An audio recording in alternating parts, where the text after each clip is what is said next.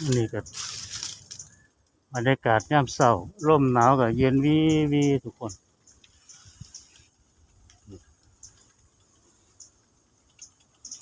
เป็นร่องน้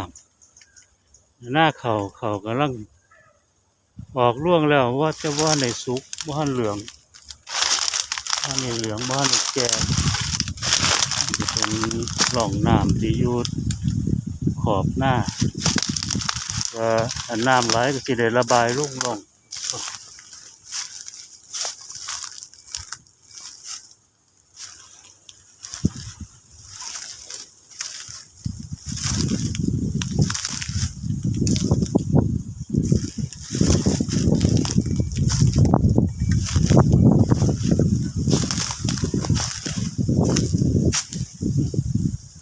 ทางปลาขอนก็มีในให้หน้า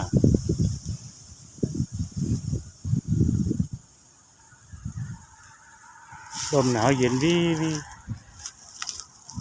เข้าหน้าหนาวแล้วล่ะก็สิบ่มีฝนอีกแล้ว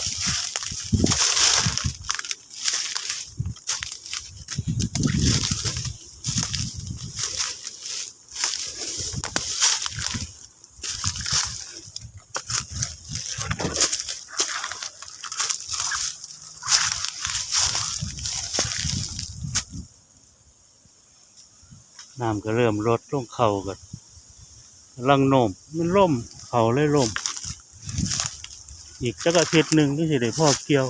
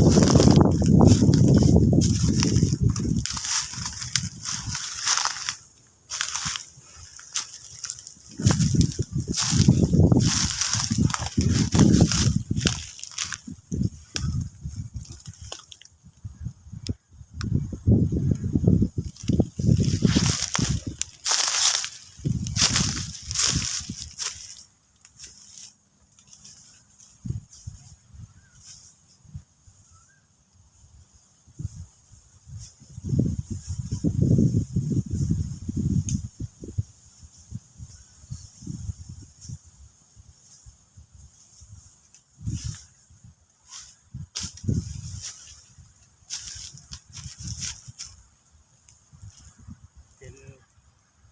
ร่องน้ำที่พองน้ำแล้วเพราะว่า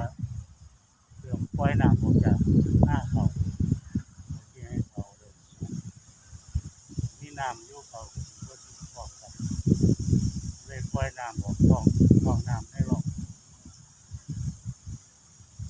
น้ำอยู่ในแปลงหน้าซึมพาลงมาในร่องน้ำร่องที่ป่า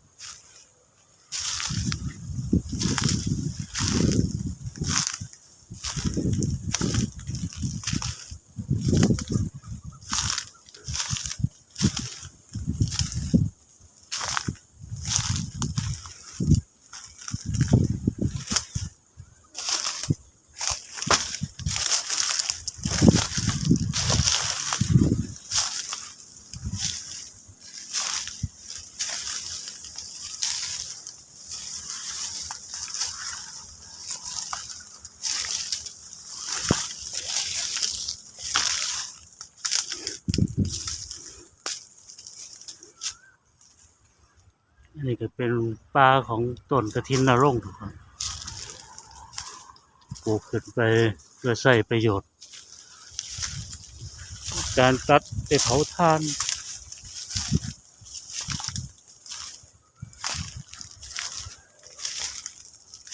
กฐินนรงค์นี่ก็เขาก็สิมีดอกสีเหลืองดอกเขาเหลืองอารามเลยดอกของกฐินนรงค์พอถ้าเป็นดอกเขาก็สิมีฝักเขาก็สิแก้ตัวก็ปิดมังงอมังงองคือต้น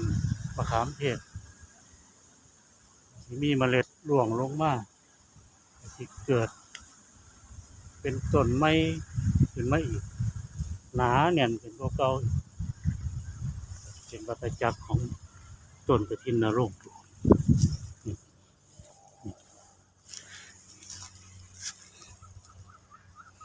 ต้นกระถินนรงค์